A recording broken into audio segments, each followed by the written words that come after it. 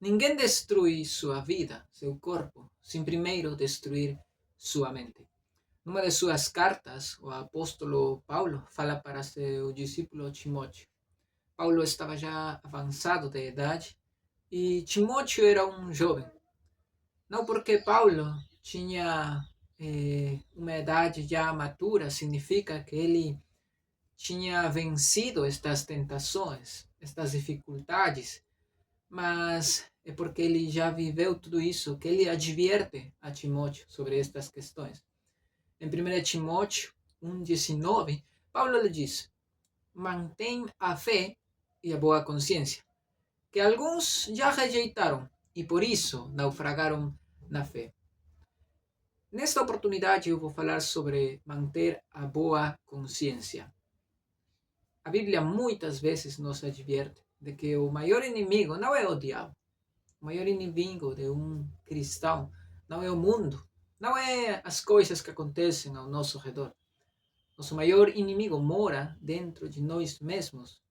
Somos nós mesmos quem atrapalha sua vida, quem estorba sua vida.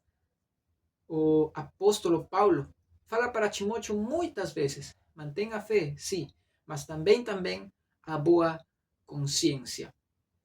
O que significa manter a boa consciência? Como é que eu posso manter uma boa consciência? O primeiro é escutar. Temos que escutar a nossa consciência. Eu vou contar para vocês uma ilustração. Não sei se isso aconteceu em algum momento, mas possivelmente também. Certa vez um avião que tinha explodido aí no chão, foi encontrada a caixa preta, a caixa negra, né, onde está gravado os últimos momentos, os áudios dos últimos momentos antes da catástrofe. Quando eles programaram a caixa preta para escutar o que foi o último que aconteceu, aí eles conseguiram escutar que o monitoramento do avião, o monitoramento automático, ao piloto começou a falar: suba, suba, suba, suba. E o piloto respondeu para ele: cala tua boca, gringo. E desligou a máquina que lhe avisava que estava caindo. Segundos depois, o avião explodiu. Nossa consciência é uma coisa parecida. Nossa consciência nos avisa antes de cair no pecado. Nossa consciência é a nossa parte espiritual, assim como a dor é ao corpo. Quando você faz alguma coisa que o machuca, você sente dor. E é graças à dor que você não termina se destruindo, não termina seccionando possivelmente alguma parte de seu corpo ou até morrendo. Graças à dor você para com sua própria destruição. A consciência faz o mesmo com o nosso espírito. A Bíblia diz que Deus fala através de nossas mentes. Ele nunca fala através de nossas emoções. Ele pode fazer isso? Sim, mas esse não é o padrão. A Bíblia diz que Deus nos criou com cérebro, com mentes, para que Ele possa falar a nossas mentes e a nossos cérebros. É porque a Bíblia é um livro e não uma bola de cristal. É porque Deus desenhou tudo isso para falar a nossas mentes, utilizando nossos intelectos. O segredo da santidade está em escutar a nossa consciência. Uma coisa que todo mundo precisa entender é que todos temos uma consciência moral.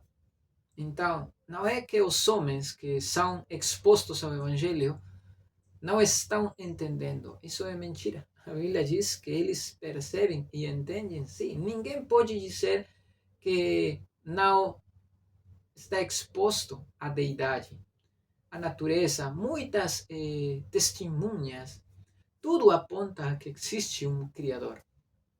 Não é que eles não entendem, simplesmente eles rejeitam. Então, todo mundo, ao ter uma consciência que Deus colocou, simplesmente tem como que a parte importante da Bíblia. Os 10 mandamentos estão na mente de todas as pessoas. O segundo que nós devemos fazer para manter nossa consciência é educá-la. Como nós educamos a nossa consciência? Nossa consciência não é perfeita. Quando Adão caiu, né, a grande queda, lá no Jardim do Éden, a Bíblia diz que o pecado entrou ao mundo e com o pecado entrou a morte. Então, todos os homens herdamos o pecado e também a morte. Desde esse momento, a parte principal de nós, os homens, foi afetada mortalmente. Não só nossas emoções, nossa moral, mas também nossa consciência foi afetada.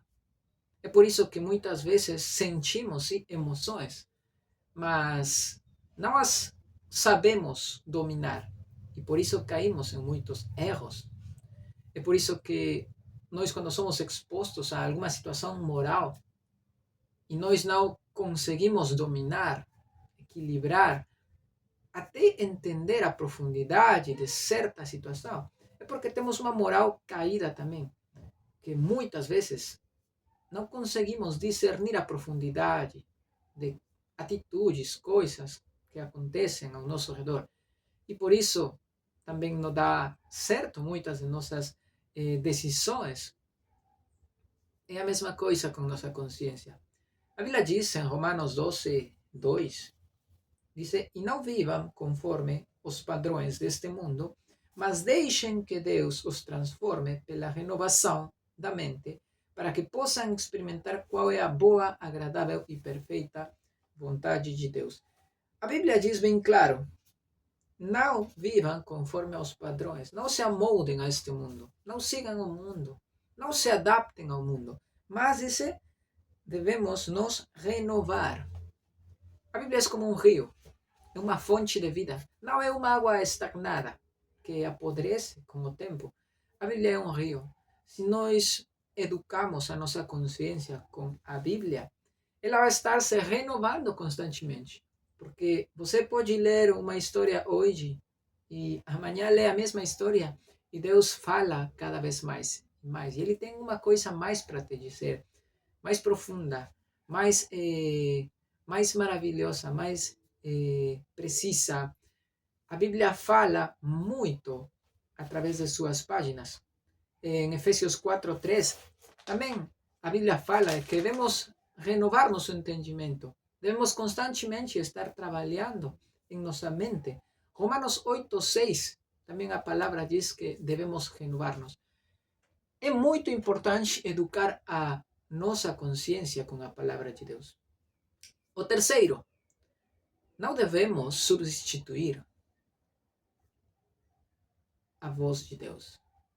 Muitas pessoas, e é o erro de muitos cristãos, eles dizem, eu já não preciso ler a Bíblia, eu já conheço as Escrituras, mas graças a que Deus me deu uma consciência moral, agora eu posso tomar as decisões certas. Mas isso não funciona, porque se você não se renova constantemente, se você substitui a voz de Deus, e acreditamos que a palavra é a voz de Deus, se você substitui a voz de Deus, o que vai preencher a sua consciência é pensamentos do mundo, ideologias do mundo, circunstâncias que acontecem que muitas vezes faz sentido, mas não é a palavra de Deus. Muitas das coisas que se fazem na igreja hoje são coisas boas até, mas não têm um sustento, um fundamento bíblico. É muito difícil pervertir nossa consciência. Não só cauterizamos nossa consciência praticando constantemente o pecado, mas também a pervertimos quando não a purificamos com a palavra de Deus e estamos simplesmente expostos o tempo todo ao mundo e às suas ideologias, seu estilo de vida. Como é que Deus fala conosco? Através da palavra.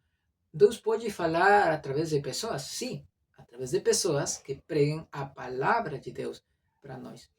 Em Apocalipse 22, 18 e 19, diz que ninguém pode profetizar algo que não esteja na Bíblia. que não esteja escrito na palavra de Deus. Não podemos nem agregar, nem somar, nem tirar nada. Está tudo aí revelado. Você não precisa novas revelações, profetas. Tudo já está aqui escrito, profetizado. Você só precisa ler, estudar, meditar. A quarta coisa para nós fazer é não apague a sua consciência, nem apague a culpa. Apague o pecado. Vivemos num mundo no qual quer apagar a culpa. Não se sinta culpado. Não faça isso. A culpa é ruim. Saia disso. E tá certo. Você também deve sair disso. Mas a raiz da culpa foi o pecado. Não foi alguma atitude externa. A Bíblia diz que é o pecado que mora em nós, porque nós temos uma natureza pecaminosa, é isso que nos leva a pecar. Ninguém peca em menos de meio segundo. A Bíblia fala muitas vezes de que nós mesmos preparamos nosso caminho ao erro. Nós mesmos maquinamos. Aí tramamos, né? Como é que vamos fazer o errado? Nós mesmos atrapalhamos nossa vida. Então, não se trata de apagar a culpa. Devemos fazê-lo, sim. Não é bom viver com a culpa. Mas o que devemos apagar é o pecado. Antes de que o pecado destrua nossa mente, é melhor sair daí.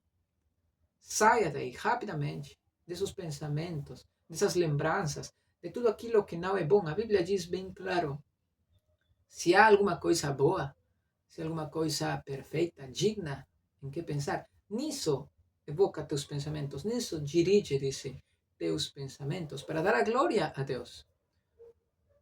Umas coisas agora que eu gostaria de compartilhar com vocês, atitudes a tomar, como agir, né?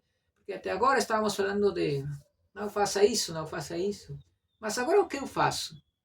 O que eu vou fazer? Qual é a atitude a tomar agora?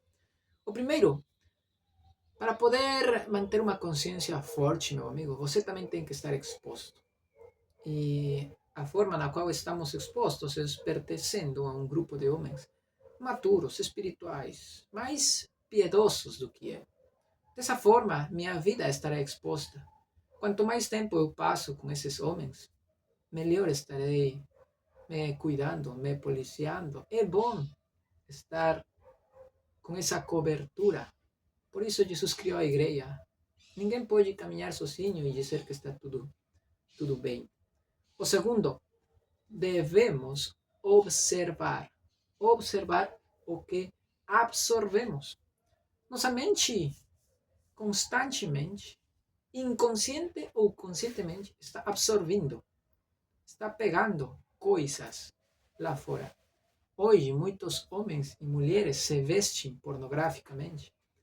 Hoje, na escola, no trabalho, as pessoas falam tudo sexualizando, até as piadas, tudo é só sexo. Nós podemos estar no meio disso e, mesmo inconscientemente, estamos recebendo toda essa informação através dos olhos e ouvidos. Tudo isso está contaminando nossa consciência. Tudo isso contamina nosso cérebro, nossa mente. Tudo isso afeta, sim. Devemos observar, prestar atenção nestas coisas para evitá-las. Essa é a quarta coisa.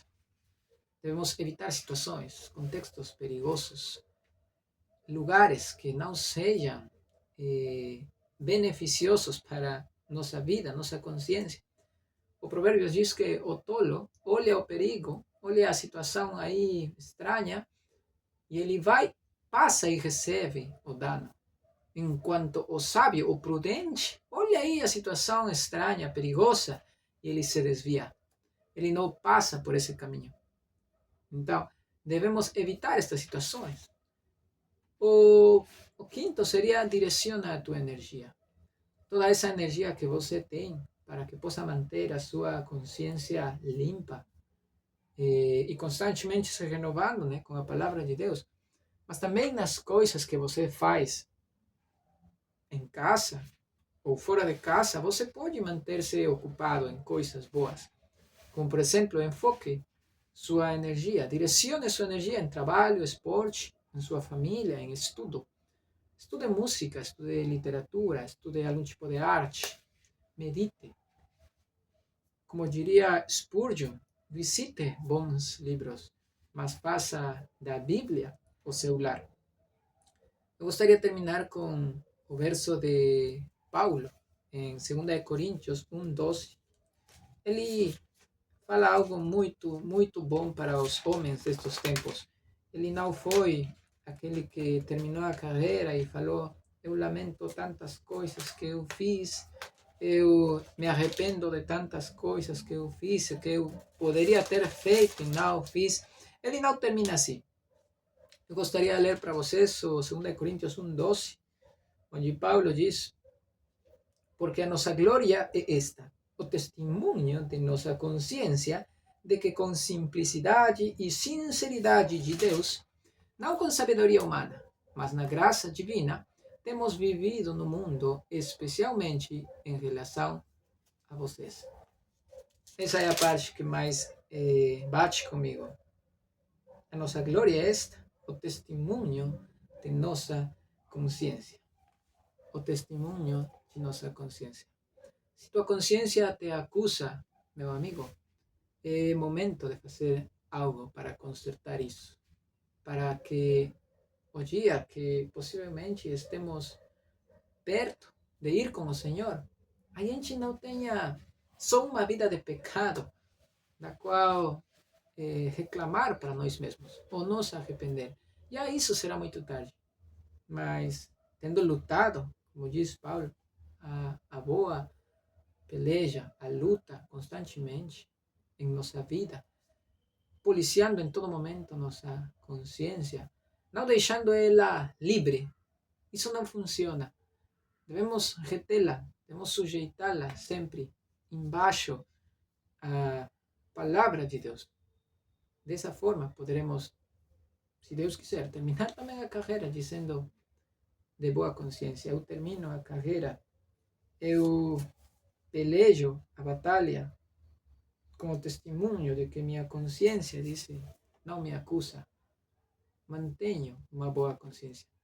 Até aí por hoje, espero vocês no próximo estudo e que Deus os abençoe.